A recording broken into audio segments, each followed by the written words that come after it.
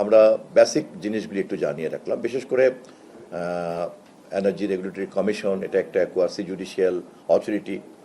সরকার এখানে নিজের থেকে আপিল করে সেই অথরিটির কাছ থেকে বিদ্যুৎ ব্যবহারকারীদের মধ্যে শতকরা 65% আমরা বের করে নিয়ে আসছি, যাতে মূল্য বৃদ্ধির চাপ থেকে এই 65% আমরা কিন্তু বের করে নিয়ে আসছি।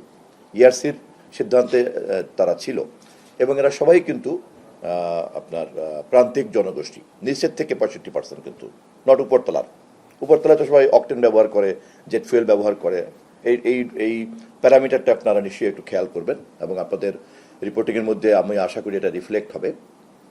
আপনারা কথা বলতে গিয়ে বারবার কিন্তু পুরনো এবং বিগত সরকারের রেফারেন্স দিচ্ছেন, এবং আপনাদের নিশ্চয়ই অভিজ্ঞতা আছে যে এই অপরাধগুলি যখন প্রায় 1.5 দশক যাবৎ হয়েছে লুটপাটের, আপনারাই তো গণমাধ্যম ছিলেন, এবং সেখানে জবাবদিহিতা কতটুকু তাদের কাছ থেকে পেয়েছেন, এবং আপনাদের মতো এরকম দক্ষ গণমাধ্যমের সামনে দিয়েই কিন্তু এই কাজগুলি ঘটেছে। আজকে যে বিদ্যুৎ পরিস্থিতির পরে দাঁড়িয়ে আছি, এবং নিশ্চয়ই আপনারা নিশ্চয়ই বোঝেন যে এত দীর্ঘ দুর্নীতির যে একটা চক্র, বিশেষ করে বিদ্যুৎ এবং জ্বালানিকে ঘিরে, আবার সেখান থেকে বের হয়ে আসাটা কি পরিমাণ সময় লাগতে পারে আপনারা নিশ্চয়ই বোঝেন। এবং আমাদের উপদেষ্টা যেটা বলেছেন যে একদিকে যেমন দীর্ঘমেয়াদী পরিকল্পনাতে হাত দিতে হচ্ছে, যাতে আমরা বিদ্যুতে স্বয়ংসম্পূর্ণ থাকতে পারি, জ্বালানিতে আমরা নিজেদের জ্বালানির উপর নির্ভর করতে পারি, এবং আমরা যাতে এটাকে সহনীয় পর্যায়ে আনতে পারি।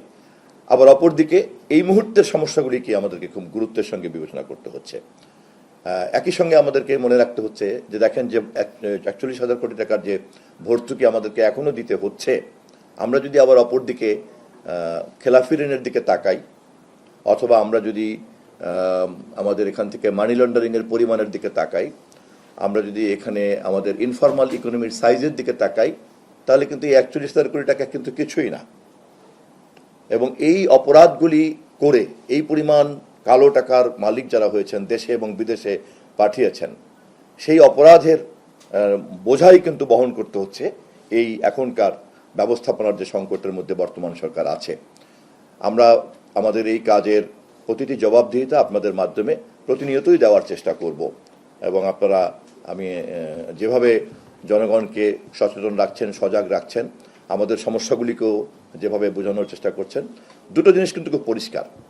একটা হচ্ছে যে স্পিরিটটা কি সরকারের, একটা হচ্ছে যে ব্যবস্থাপনার ক্ষেত্রে হয়তো ধরেন একজন এক একভাবে দেখেন, আরেকজন একভাবে দেখেন। ব্যবস্থাপনার দৃষ্টিভঙ্গি কিন্তু ভিন্ন হতেই পারে, ম্যানেজমেন্ট একজন এক একভাবে ম্যানেজ করবেন, বাট স্পিরিটটা কিন্তু খুব পরিষ্কার।